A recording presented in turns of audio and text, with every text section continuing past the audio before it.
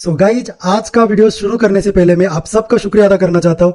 आज हमने हमारा फर्स्ट माइलस्टोन अचीव कर लिया है। आज हमारे 500 सब्सक्राइबर कंप्लीट हो चुके हैं। हमारी 500 सब्सक्राइबर की फैमिली बन चुकी है। सो उसके लिए बहुत बहुत शुक्रिया, बहुत बहुत धन्यवाद। आपका जो प्यार है, आपका जो विश्वास है मेरे ऊपर, वो ऐसे ही बना रहे, यही मैं आशा रखता हूँ। और 500 सब्सक्राइबर के लिए बहुत बहुत धन्यवाद। मैं इतना खुश हूँ आज के दिन कि आज हमने 500 सब्सक्राइबर का माइलस्टोन अचीव कर लिया है। सो थैंक यू, शुक्रिया, बहुत तहे दिल से शुक्रिया गाइज। सो चलिए आज का वीडियो शुरू करते हैं।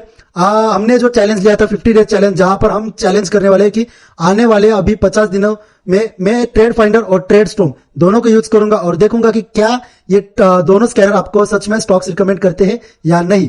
तो आज है इस चैलेंज का डे 21। सो आज मैंने ना नेशनल एल्यूमिनियम में यहाँ पर एंट्री ली थी। 9:30 बजे की कैंडल में मैंने एंट्री ली थी।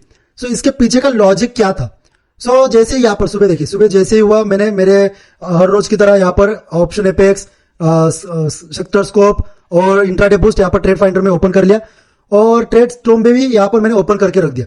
सो जैसे यहाँ पर ट्रेड स्टॉर्म ओपन किया मैंने यहाँ पर सुबह यहाँ पर निफ्टी बुलिश था, राइट, यहाँ पर बुलिश था। देखिए ओवाई भी बुलिश था, बहुत अच्छा निफ्टी ऊपर जा रहा था।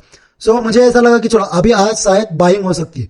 सो इसकी वजह से मैंने इस चलती जो ट्रेंड चल रहा था उसमें ही मैंने देखा कि कौन सा स्टॉक सबसे अच्छा परफॉर्म कर रहा है। सो जैसे मैंने यहाँ पर ट्रेड स्टॉर्म पर सिलेक्ट किया रेंज और एग्जीक्यूट पे क्लिक किया, यहाँ पर दो स्टॉक्स मुझे यहाँ पर रिकमेंड होने लगे। फर्स्ट था आदित्य बिरला, सेकंड था नेशनल एल्यूमिनियम।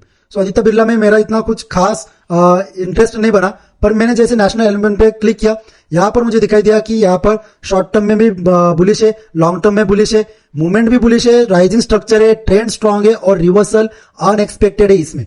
सो मैंने सिंपली यहाँ पर ट्रेड फाइंडर में भी जाके देखा कि नेशनल एल्यूमिनियम कहाँ पर ट्रेड करे। सो सुबह यहाँ पर सेक्टर स्कोप में मेटल सेक्टर सबसे टॉप पर शो कर रहा था, अभी भी मेटल सेक्टर ही सबसे टॉप पर है।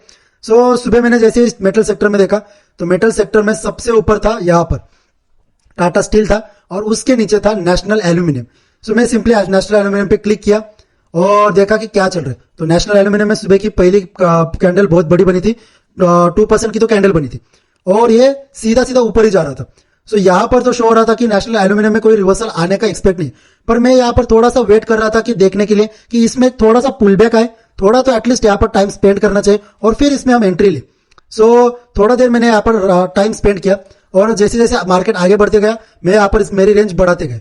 सो जैसे मैं 933 तक पहुंच गया और एग्जीक्यूट किया तो नेशनल एल्यूमिनियम सबसे टॉप पर शो होने लगा और जैसे मैंने नेशनल एल्यूमिनियम पे क्लिक किया फिर से मुझे वही सारी चीजें यहाँ पर दिखाई दी जो सबसे पहले सुबह सुबह ही दिखाई दे रही थी, सब चीजें जैसी की तैसी थी। सो मैंने यहाँ पर नेशनल एल्यूमिनियम ओपन करके ही रखा था।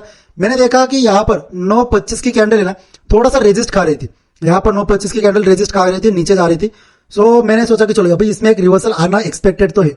यहाँ पर रिवर्स किया, यहाँ पर थोड़ा सा रेजिस्ट किया और फिर से बायर्स ने इसको खींचा और ऊपर यहाँ पर क्लोजिंग दी। यहाँ पर जैसे ऊपर क्लोजिंग दी, नेक्स्ट कैंडल 9:30 की कैंडल ऑलमोस्ट पहले 3 मिनट तक ये कैंडल में कोई मूवमेंट दिखाई नहीं दी थी।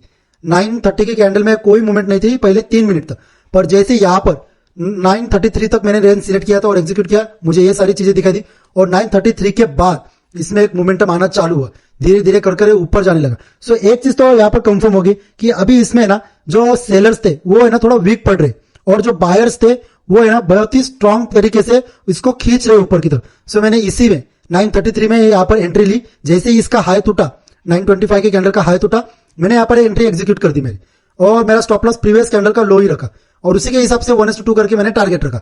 सो जैसे ही यहाँ पर देखिए, जैसे यहाँ पर एक कैंडल ऊपर क्लोजिंग हुई, नेक्स्ट कैंडल भी ऊपर गई, फिर डोजी बनी और फिर यहाँ पर एक नेक्स्ट कैंडल के साथ ही मेरा टारगेट अचीव हुआ।